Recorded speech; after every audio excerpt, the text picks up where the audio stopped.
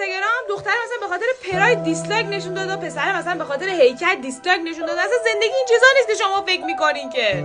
زندگی خیلی فراتر از این حرفا. زندگی روزیه که وقتی تو پول داری بیرون میری تفریح میکنی نمیدونم حالت خوبه، یه روزی هم باید نون خوش بخوری، بازم باید احترام همدیگه رو نگه داری. زندگی به احترامه.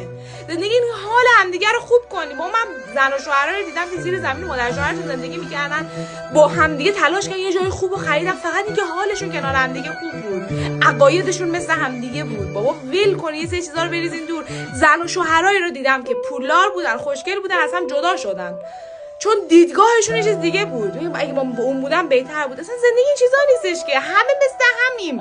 مهمه که همدیگه رو درک کنیم. بابا روز خوش هست، روز بعدی هم سختی هم هست، سختی رو هم بپذیر. بابا ای بابا همش نباید که خوشی باشه، که همدیگه رو درک کنین، بگین، بخندین، روزگارتون بگذره. اوف.